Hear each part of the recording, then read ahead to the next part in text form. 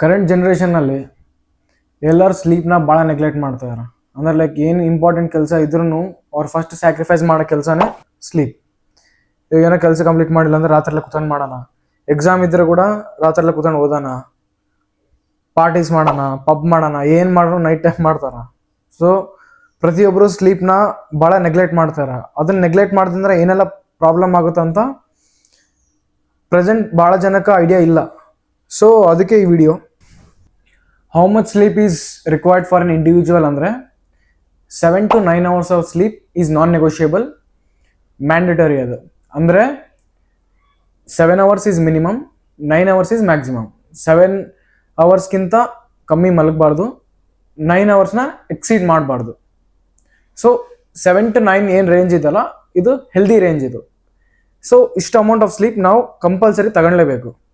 ಒಂದು ವೇಳೆ ನಾವು 7 hours ಸ್ಲೀಪ್ ನಾನು ತಗೊಂತಿಲ್ಲ, ಜಸ್ಟ್ ಬಿಲೋ ತಗೊತ ಇದೀನಿ ಅಂದರೆ 6 hours ತಗೊತ ಇದೀನಿ, 4 hours ತಗೊಂತೀನಿ, 5 hours ತಗೊಂತೀನಿ, ಇಷ್ಟೇ ತಗೊತ ಇದೀನಿ ಅಂದರೆ ಅದರಿಂದ ಏನೇನು ಪ್ರಾಬ್ಲಮ್ಸ್ ಆಗ್ತಾವೋ ನೋಡೋಣ. ನಾವು imagine A person who is taking only 4 to 6 hours of sleep. ಅಂದರೆ ಅವ್ನಿಗೇನೋ ಒಂದು ಬ್ಯುಸಿ ಸ್ಕೆಡ್ಯೂಲ್ ಇದೆ, ಅದರಿಂದ ಅವ್ನು ಬರೀ 4 to 6 hours ಆಫ್ ಸ್ಲೀಪ್ ತಗೊಂತಾನೆ ಅಷ್ಟೇ ಎವ್ರಿ ಡೇ. ಸೊ ಇದರಿಂದ ಇವನು ಏನು ಪ್ರಾಬ್ಲಮ್ ಫೇಸ್ ಮಾಡ್ತಾನೆ ಫ್ಯೂಚರ್ನಲ್ಲಿ ಈ ಹ್ಯಾಬಿಟಿಂದ ಅಂತಂದರೆ, ಫಸ್ಟ್ ಏನಂದರೆ ಆಫ್ಟರ್ 30, ಮೇಜರ್ಲಿ ಆಫ್ಟರ್ 30 ಕ್ರಾಸ್ ಆದಷ್ಟೇ ಟೈಪ್ 2 ಡಯಾಬಿಟೀಸ್ ಬರೋ ಚಾನ್ಸ್ ಭಾಳ ಇದೆ, ಹಾರ್ಟ್ ಅಟ್ಯಾಕ್ ಬರೋ ಚಾನ್ಸ್ ಭಾಳ ಜಾಸ್ತಿ ಇದೆ, ಪ್ಲಸ್ ಏನಂತಾರ ಇಮ್ಯುನಿಟಿ ಭಾಳ ವೀಕ್ ಆಗುತ್ತೆ. ಹಾರ್ಟ್ ಅಟ್ಯಾಕ್ ಬರೋ ಚಾನ್ಸ್ ಇದೆ ಅಂತ ನಾನು ಯಾಕೆ ಹೇಳ್ತೀನಿ ಅಂದರೆ, ಯಾಕಂದರೆ ನಿಮ್ಮ ಹಾರ್ಟ್ ರೆಸ್ಟೇ ಆಗ್ತಿಲ್ಲಲ್ಲ. ಇವಾಗ ಹಾರ್ಟ್ ರೆಸ್ಟ್ ಮೋಡ್ಗೆ ಯಾವಾಗ ಹೋಗ್ತದೆ ಮ್ಯಾಕ್ಸಿಮಮ್, ನಾವು ಮಲ್ಕೊಂಡಾಗೆ ಅಲ್ಲ. ಆದರೆ ನೀನು ಸರಿಗೆ ಮಲ್ಕೊತಾನೆ ಇಲ್ಲ, ನಿನ್ನ ಹಾರ್ಟ್ನ ರೆಸ್ಟ್ ಮೋಡಿಗೆ ತಗೊಂಡು ಹೋಗ್ತಾ ಇಲ್ಲ ಅಂತಂದರೆ, so every day you are maintaining an high BP. So ಅದರಿಂದ ಏನಾಗ್ತದೆ ಅಂತಂದರೆ ಹಾರ್ಟ್ ಅಟ್ಯಾಕ್ ಬರೋ ಚಾನ್ಸ್ ಭಾಳ ಜಾಸ್ತಿ ಇದೆ. Going to the next problem, slower recovery. ಅಂದರೆ ನಿಮ್ಮ ಬಾಡಿ ಹೀಲ್ ಚೆನ್ನಾಗಾಗಲ್ಲ, ಕ್ಲೆನ್ಸ್ ಆಗಲ್ಲ, ನೀವೇನೇನು ನಿಮ್ಮ ಬಾಡಿಗೆ ಡ್ಯಾಮೇಜ್ ಮಾಡ್ಕೊಂಡಿರ್ತೀರಲ್ಲ ಅದು ರಿಕವರ್ ಆಗಲ್ಲ. ಡ್ಯಾಮೇಜ್ ಅಂದರೆ ಇವತ್ತು ನಾನು ವರ್ಕೌಟ್ ಮಾಡಿ ಬಂದೀನಿ, ಸೊ ಆ ವರ್ಕೌಟಿಂದ ನನ್ನ ಮಸಲ್ಸ್ನಲ್ಲಿ ಮೈಕ್ರೋ ಟೇರ್ಸ್ ಆಗಿರ್ತಾವೆ. ಸೊ ಮಸಲ್ ಟೇರ್ ಆದಾಗ ಅದು ಹೀಲ್ ಆದಮೇಲೆ ಮಸಲ್ ಬಿಲ್ಡ್ ಆಗುತ್ತೆ. ಅಂದರೆ ಮಸಲ್ ಬಿಲ್ಡ್ ಆಗೋ ಪ್ರೊಸೆಸ್ ಇದೆ. ಜಿಮ್ನಲ್ಲಿ ಹೋಗಿ ನಾವು ಮಸಲ್ ಟೇರ್ ಮಾಡ್ತೀವಿ, ಮೈಕ್ರೋ ಟೇರ್ಸ್ ಮಾಡ್ಕೊತೀವಿ, ಆದಮೇಲೆ ನಾವು ಮಲ್ಕೊಂಡಾಗ ಆ ಟೇರ್ ಏನಾಗಿರುತ್ತಲ್ಲ ಅಲ್ಲಿ ಹೀಲಿಂಗ್ ಪ್ರೊಸೆಸ್ ಆಗುತ್ತೆ, ಅದರಿಂದ ಮಸಲ್ ಬಿಲ್ಡ್ ಆಗುತ್ತೆ. ಸೊ ಇವಾಗ ನಾನು ಚೆನ್ನಾಗಿ ಸ್ಲೀಪ್ ತಗೊಂತಿಲ್ಲ, ಮಲ್ಕೊಂತ ಇಲ್ಲ ಅಂತಂದರೆ ನನ್ನ ಮಸಲ್ಸ್ ಹೀಲ್ ಆಗಲ್ಲ, ಗ್ರೋ ಆಗಲ್ಲ, ವೇಸ್ಟ್ ಆಗುತ್ತೆ. And it's not only about the muscles, skin, hair and over all health ಮೇಲೆ ಕೂಡ ಈ ಸ್ಲೋವರ್ ರಿಕವರಿ ಪ್ರಾಬ್ಲಮ್ ಎಫೆಕ್ಟ್ ತೋರಿಸುತ್ತೆ. ಅಂದರೆ ಫಾರ್ ಎಕ್ಸಾಂಪಲ್ ಇವಾಗ ನಿಮ್ಮ ಸ್ಕಿನ್ ಡ್ಯಾಮೇಜ್ ಆಗಿದೆ, ಫಾರ್ ಎಕ್ಸಾಂಪಲ್ ಆ್ಯಕ್ನೆ ಆಗಿದೆ, ಪಿಂಪಲ್ಸ್ ಆಗಿದೆ ಅಂದರೆ ಈ ಡ್ಯಾಮೇಜ್ ಯಾವಾಗ ಕ್ಲಿಯರ್ ಆಗುತ್ತೆ ಅಂತಂದರೆ ನಿಮ್ಮ ಬಾಡಿ ಹೀಲ್ ಆದಾಗ. ಸೊ ನಾವು ಮಲ್ಕೊಂಡಾಗ ಏನಾಗುತ್ತೆ ಅಂದರೆ ಈ ಸ್ಕಿನ್ ಮೇಲೆ ಏನು ಡ್ಯಾಮೇಜ್ ಆಗಿದೆಯಲ್ಲ ನಮ್ಮ ಬಾಡಿ ಆಟೋಮೆಟಿಕಲಿ ಅದನ್ನು ಹೀಲ್ ಮಾಡೋಕ್ಕೆ ಸ್ಟಾರ್ಟ್ ಮಾಡುತ್ತೆ. ಸೊ ಯಾವಾಗ ನೀವು ಸ್ಲೀಪ್ ಚೆನ್ನಾಗಿ ತಗೊಳ್ಳಲ್ಲ, ಸೊ ಅವಾಗ ನಿಮ್ಮ ಸ್ಕಿನ್ ಡಲ್ ಆಗುತ್ತೆ, ಡ್ಯಾಮೇಜ್ ಆಗುತ್ತೆ, ಆ್ಯಕ್ನೆ ಆಗೋ ಚಾನ್ಸ್ ಭಾಳ ಇರುತ್ತೆ. ಇನ್ನೊಂದೇನೆಂದರೆ ಎವ್ರಿ ಡೇ ಎಲ್ಲರಿಗೆ ಲೈಕ್ 50 ಹೇರ್ಸ್ ಅಂತೂ ಫಾಲ್ ಆಗೇ ಆಗ್ತಾವ.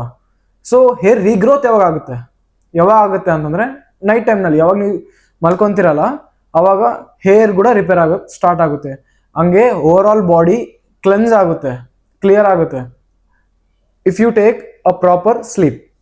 ಓಕೆ, ಅಂದರೆ ಕೆಲವರು ಅವ್ರ ಸ್ಕಿನ್ ಪ್ರಾಬ್ಲಮ್ ಇರುತ್ತೆ, ಹೇರ್ ಪ್ರಾಬ್ಲಮ್ ಇರುತ್ತೆ.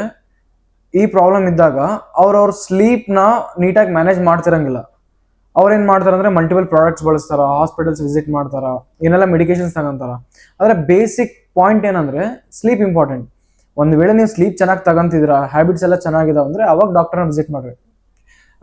There might be other reasons. ಒಂದು ವೇಳೆ ಸ್ಲೀಪ್ ಚೆನ್ನಾಗಿ ತಗೊಂತಿಲ್ಲ, ಅವಾಗ ಮೇಲೆ ಪ್ರಾಡಕ್ಟ್ಸ್ ಬಳಸ್ತಿದ್ದೀರಿ ಅಂದರೆ ಇಟ್ಸ್ ವೇಸ್ಟ್. ಸ್ಲೀಪ್ ಇಲ್ಲ ಅಂದರೆ ಸ್ಕಿನ್, ಹೇರ್ ಎಲ್ಲೂ ಚೆನ್ನಾಗಿರಲ್ಲ. Lack of sleep can cause hormonal issues for women. And ಮೆನ್ಗೆ ಲ್ಯಾಕ್ ಆಫ್ ಸ್ಲೀಪಿಂದ ಟೆಸ್ಟೋಸ್ಟೆರಾನ್ ಡಿಪ್ ಆಗುತ್ತೆ. ಅಂದರೆ ಟೆಸ್ಟೋಸ್ಟೆರಾನ್ ಭಾಳ ಲೋ ಇರುತ್ತೆ for the men who don't sleep properly.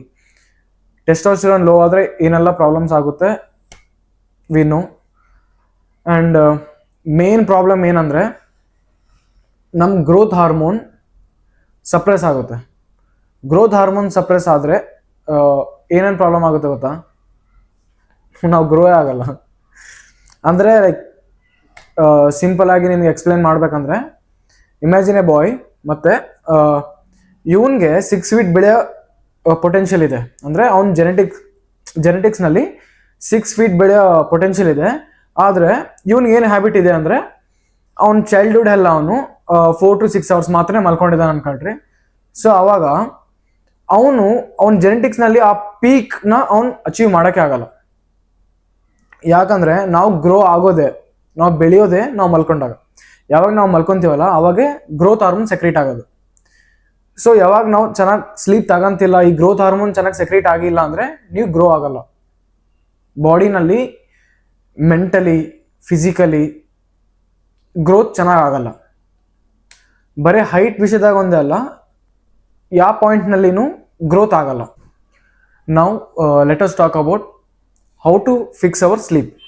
ಅಂದರೆ 8 hours ಆಫ್ ಸ್ಲೀಪ್ ಎಷ್ಟು important, quality of the sleep ಕೂಡ ಅಷ್ಟೇ ಇಂಪಾರ್ಟೆಂಟ್. ಫಾರ್ ಎಕ್ಸಾಂಪಲ್, ನಾನು 8 to 9 hours ಮಲ್ಕೊಂಡಿದ್ದೀನಿ, ಆದರೆ ಕ್ವಾಲಿಟಿ ಸ್ಲೀಪ್ ಇಲ್ಲ, ಸೊ ವೇಸ್ಟ್. ಅದು ರಿಕವರಿ ಆಗಲ್ಲ, ಹೀಲಿಂಗ್ ಆಗಲ್ಲ, ಏನಾಗಲ್ಲ. So how to get maximum benefits from sleep. Maximum benefits ಅಂದರೆ ಕ್ವಾಲಿಟಿ ಸ್ಲೀಪ್ ಹೆಂಗೆ ತಗೋಬೇಕು, ಬೇಬಿ ಸ್ಲೀಪ್ ಹೆಂಗೆ ತಗೋಬೇಕು. ಸೊ ನಾನೊಂದು 6 ರೂಲ್ಸ್ ಹೇಳ್ತೀನಿ. ಇವನ್ನ ಫಾಲೋ ಮಾಡಿದ್ರೆ ಕ್ವಾಲಿಟಿ ಆಫ್ ದ ಸ್ಲೀಪ್ ಭಾಳ ಹೈ ಇರುತ್ತೆ.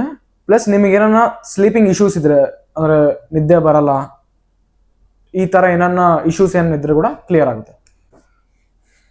ನಾವು so first rule to get a good sleep ಏನಂದರೆ, ಡೇ ಟೈಮ್ನಾಗ ಮಲ್ಕೋಬಾರ್ದು. ಅಂದರೆ ಬೇಸಿಕ್ ಲಾಜಿಕ್ ಇದು. ಡೇ ಟೈಮ್ನಾಗ ಮಲ್ಕೊಂಡ್ರೆ ನೈಟ್ ಟೈಮ್ ನಿದ್ದೆ ಚೆನ್ನಾಗಿ ಬರಲ್ಲ. ಸೊ ಬೇಸಿಕ್ ಥಿಂಗ್ ಏನಂದರೆ, ಡೇ ಟೈಮ್ನಲ್ಲಿ ಹವರ್ಸ್ ಟುಗೆದರ್ ಮಲ್ಕೋಬಾರ್ದು. ಪವರ್ ನ್ಯಾಪ್ ನಡೆಯುತ್ತೆ, ಅದು ತಗೋಬೋದು. ಆದರೆ ಹವರ್ಸ್ ಟುಗೆದರ್ ಸ್ಲೀಪ್ ತಗೊಳ್ಳೋದು, ಆಫ್ಟರ್ನೂನ್ ಮಲ್ಕೊಂಡು ಈವ್ನಿಂಗ್ವರೆಗೆ ಮಲ್ಕೊಂಡಿರೋದು, ಅದು ವರ್ಕೌಟ್ ಆಗಲ್ಲ. ಆ ಥರ ಮಾಡಬಾರ್ದು. ಡೇ ಎಲ್ಲ ನೀಟಾಗಿ ವರ್ಕ್ ಮಾಡ್ಕೊಳ್ರಿ, ನೈಟ್ ಮಲ್ಕೊಳಕ್ಕೆ ಹೋಗ್ರಿ ಅಷ್ಟೇ. ಸೆಕೆಂಡ್ ರೂಲ್ ಏನಂದರೆ, ಮಲ್ಕೊಳಕ್ಕಿಂತ 3 hours ಮುಂಚೆವರೆಗೆ ಏನು ಫುಡ್ ಇಂಟೇಕ್ ಮಾಡಬಾರ್ದು.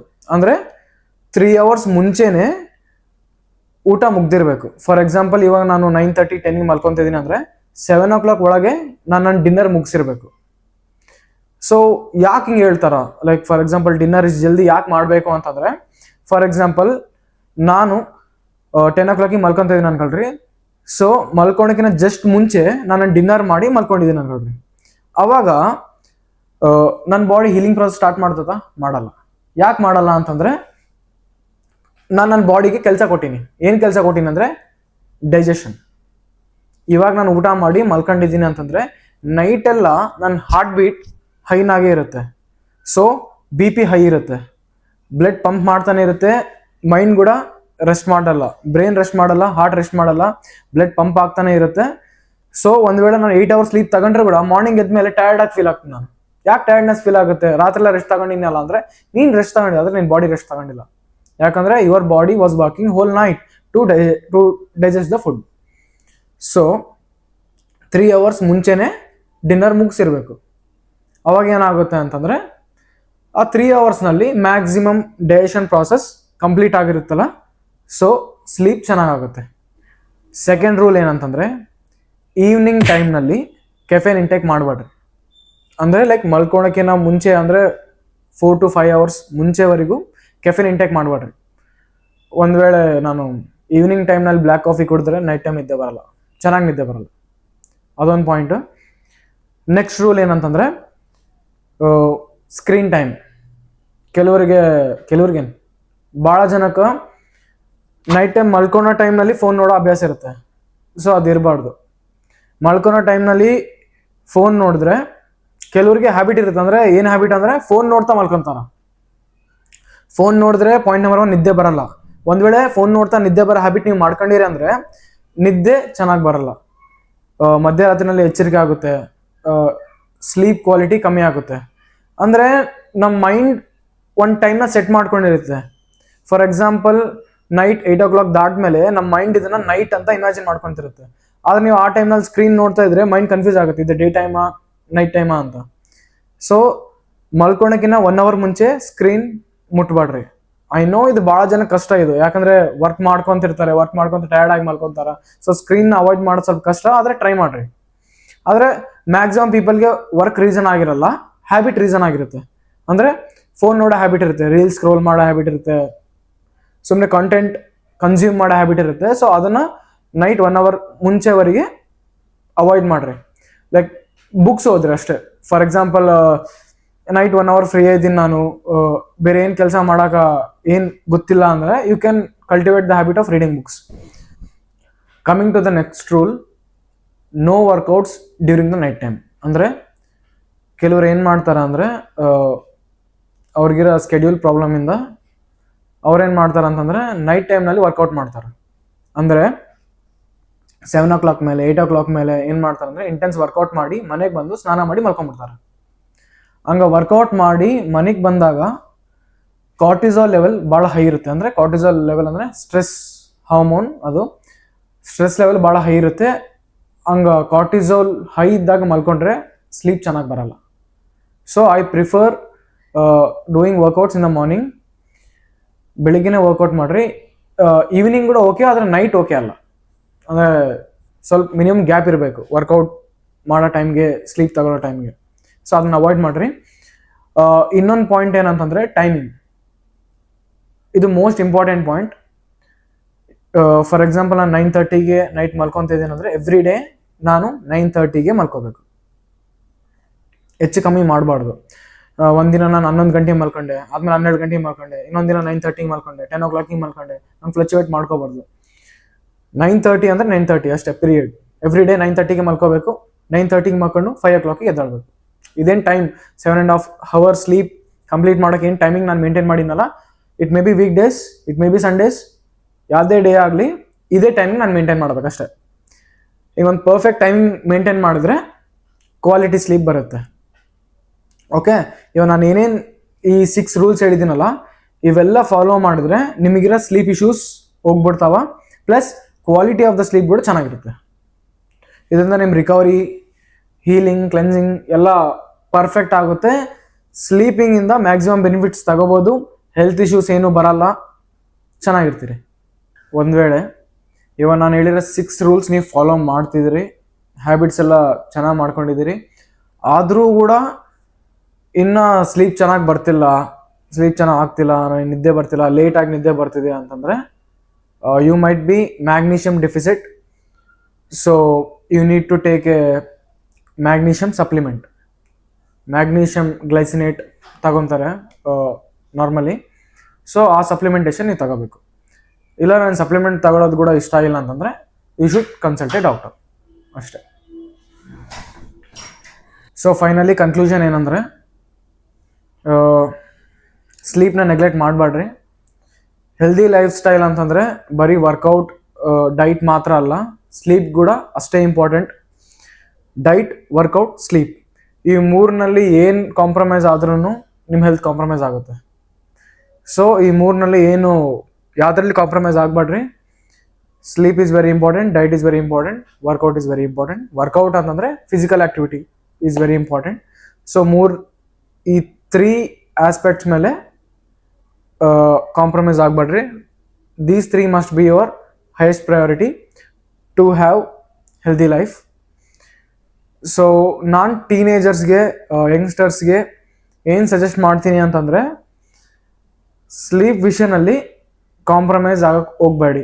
ಯಾಕಂದರೆ ಈ ಟೀನೇಜ್ ಏನಿದೆಯಲ್ಲ, ಈ ಪೀರಿಯಡ್ನಲ್ಲಿನೇ ಗ್ರೋತ್ ಆಗೋದು. ಒಂದು ವೇಳೆ ಈ ಪೀರಿಯಡ್ ಆಫ್ ಟೈಮ್ನಲ್ಲಿ ನೀವು ಸ್ಲೀಪ್ ವಿಷಯದಲ್ಲಿ, ಡೈಟ್ ವಿಷಯದಲ್ಲಿ ಕಾಂಪ್ರಮೈಸ್ ಆದ್ರೆಗಿನ you will not reach your highest potential. May be in your appearance, physical strength, mental strength or any other capabilities. ನೀವು ನಿಮ್ಮ ಪೀಕ್ನ ಟಚ್ ಮಾಡೋಕ್ಕಾಗಲ್ಲ. ಅರ್ಥ ಆಯ್ತಾ? ಈ ಟೀನೇಜ್ನಲ್ಲಿ ಏನಿದೆಯಲ್ಲ, ಚೆನ್ನಾಗಿ ಸ್ಲೀಪ್ ತಗೊಳ್ರಿ. 7 to 9 hours ಏನಿದೆಯಲ್ಲ ಪೀಕ್, ಒಳ್ಳೆ ಸ್ಲೀಪ್ ತಗೊಳ್ರಿ, ಚೆನ್ನಾಗಿ ಊಟ ಮಾಡಿರಿ, ಒಳ್ಳೆ ಫಿಸಿಕಲ್ ಆ್ಯಕ್ಟಿವಿಟಿ ಮೇಂಟೈನ್ ಮಾಡಿರಿ. You will have a good future. ಅಂದರೆ ನಿಮ್ಮ ಪೀಕ್ ರೀಚ್ ಆಗ್ತಿರಲ್ಲ. So that's it for this video. Thank you for watching. Stay tuned for next video.